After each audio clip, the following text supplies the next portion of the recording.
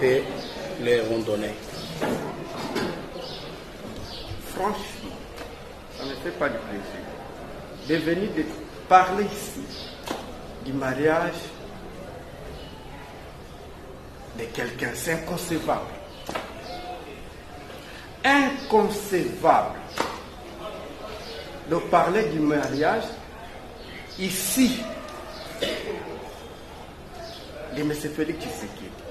Moi, je pensais, pour l'image du pays,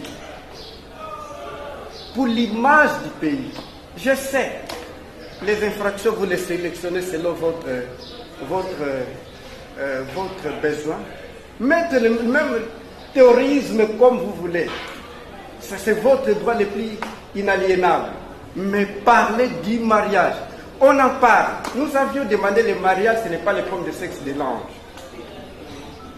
Est-ce que le président, vous avez l'acte du mariage qu'on vous a présenté par le ministère public? Ou moi-même aussi je puisse voir ça comme ça? Ça, j'ai l'impression comme si c'est lui qui veut noyer son chien, la crise des rages. Nous sommes dans la même situation. Et c'est la dictature juridique.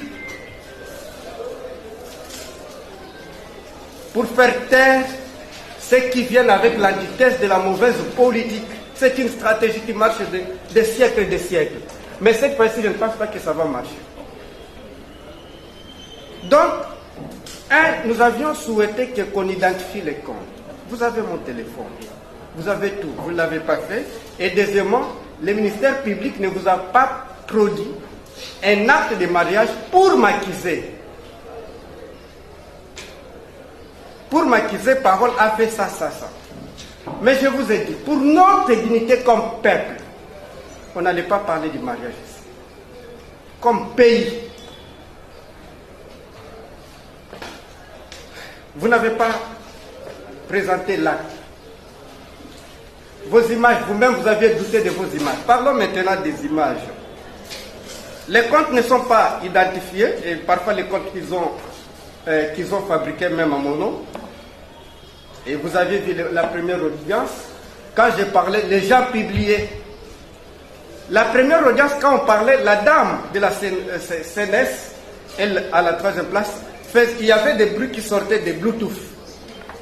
Ça peut s'expliquer, non? Qu'est-ce que Bluetooth veut dire, Félix? Tout ça, c'était déjà quelque... Donc, quand j'ai parlé, je vous avais demandé, Monsieur le Président, pour être au milieu, suivez d'abord l'intégrité de l'émission. Voir l'intégrité, eh bien, nous sommes bloqués quelque part. Nous avions promis les images, certes, et les images, tous, vous les avez vues. Il me parle de la photo que nous avions présentée, M. Félix Tshisekedi, il paraîtrait, présenter M. Tshisekedi et qui? Moi, je vous...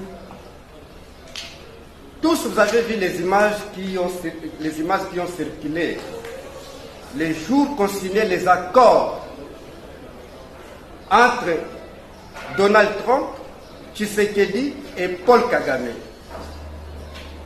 Dans des négociations internationales, celui qui vient comme médiateur est toujours au milieu. Si vous regardez ces images, le premier c'est Donald Trump, le deuxième c'est M. Paul Kagame, le troisième c'est M. Félix Tshisekedi. Mais c'est la sémiologie diplomatique et politique. Cela veut dire, dans les non-dits de ces images, vous êtes sous tutelle d'eux. Tous vous avez vu ces images. Et je sais les jours comment arrêter, ils me l'ont dit. Nous avons peur que toi tu passes à la télévision pour expliquer les accords. Et tout ça, ils ont peur pour que je ne puisse pas passer à la télévision, expliquer les non-dits, les méandres de la mauvaise politique de M. Félix Tshisekedi avec son administration. Et c'est ça. Et tout ça, je dois regretter, non pour mon pays, non.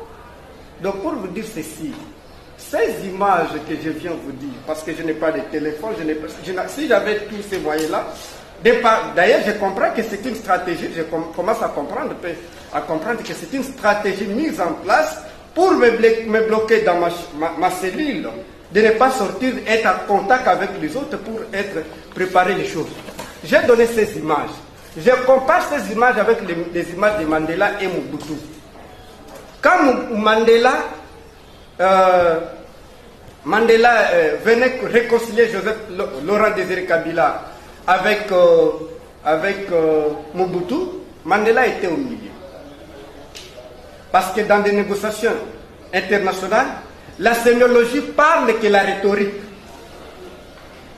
Si vous regardez des négociations qui passent à l'Ukraine, entre la Russie et l'Ukraine, les médiateurs, les Américains, eh bien, les représentants américains doivent être au milieu. Comment les images congolaises et rwandaises, où les dirigeants congolais sont... Vous n'allez pas trouver les images où un négociateur qui négocie, et lui est à la fin, et deuxième, celui qui suit, et troisième. Tout ça doit être étudié et analysé. Donc, je pense que Monsieur le Président, donc quand on parle de la dignité de M. Félix Tshisekedi, moi je pense que c'est le ministère public qui ne veut pas respecter la dignité de M. Félix Tshisekedi. Pas tout simplement de M. Félix Tshisekedi. Des paroles qu'a misé l'ONIA, Félix Tshisekedi était opposant comme moi. Mais il était respecté par l'administration Kabila.